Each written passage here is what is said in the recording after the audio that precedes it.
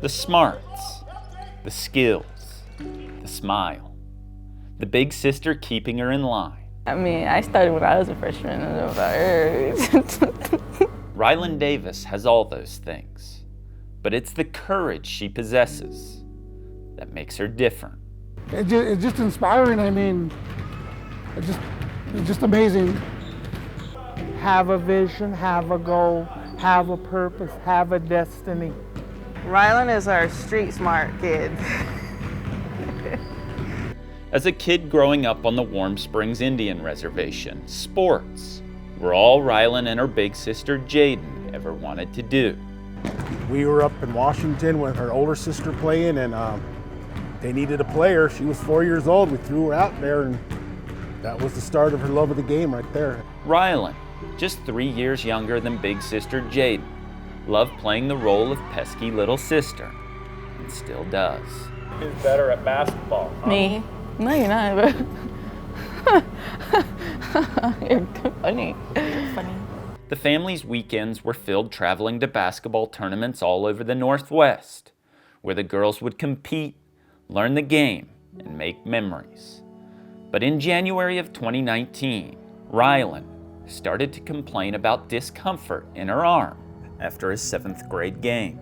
She had said afterwards that her arm was hurting, a little sore, thought maybe she had pulled it like in the game. At first, not much thought was given to the aches, but as the pain persisted, Mom Leslie and Dad Jabbar started looking for answers. They had her do an MRI. Couldn't really tell. She did blood work 3 times. Three times, nothing was abnormal. Then a call from Dornbeckers saying they wanted Rylan to come up for a bone marrow biopsy. They did blood work at Dornbeckers, did the biopsy, and said she's not leaving. They said she's got leukemia and we're not letting her leave. Cancer, leukemia, 2 words no parent nor child ever want to hear. What's cancer? Then they tell you leukemia. Well, okay, what's leukemia?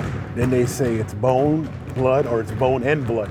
It was like a shock where you want to just be angry. Why?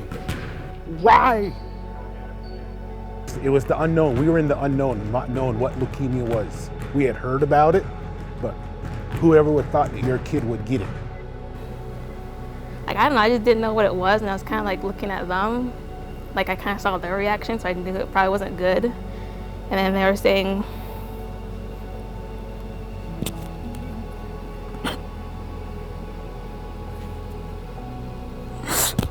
and then they said it was cancer, but I was sad, but I didn't know.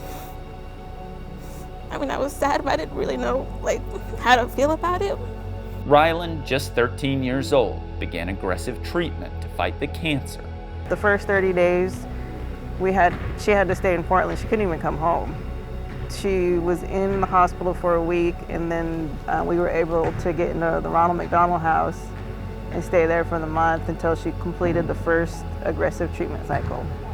And that was the hardest on her body. I guess the realization of what I had didn't really set in until, like, I asked her if I was gonna lose my hair. And she said it was a high possibility, and I just... As Rylan became weaker and weaker, getting back on the court and ever playing basketball again seemed farther and farther away. I wasn't too sure if, like, my body could do it. But Rylan, always the fighter, kept at it, and her family, friends, and community came together to offer support. The support from coworkers, basketball family. People were calling, checking in on her, making sure she was okay, sending money. With the support of her community and even NBA players, Rylan continued treatment and received the good news that she was in remission.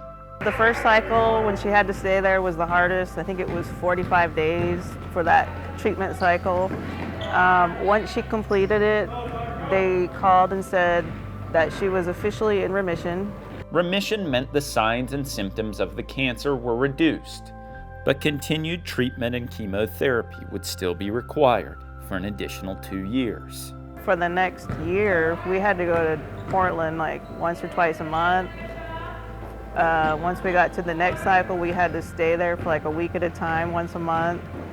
A lot of the times I would like do crafts and stuff, which helped me keep busy, mainly painting. The fight continued, and slowly Rylan's strength began to come back. Just thinking about like afterwards, like how I'd feel to be able to say that I did have it. It just made me want to get through it more.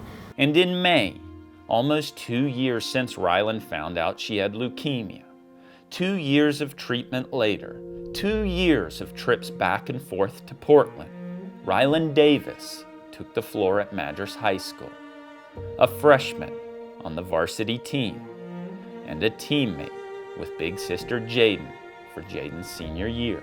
When Rylan got the cancer, I just wanted my daughter back out on the court. She's out there. It's been fun and exciting, a little nervous sometimes, but I'm glad I get to do it.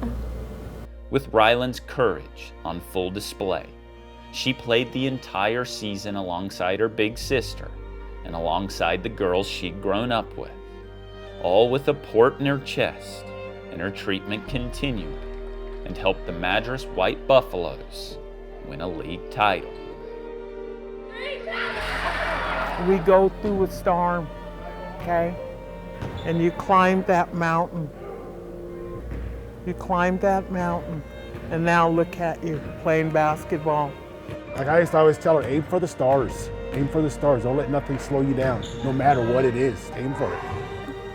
I love you. She doesn't let anything stand in her way.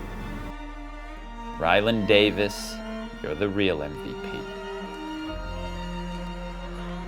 In Madras, Eric Lindstrom, Central Oregon Daily News.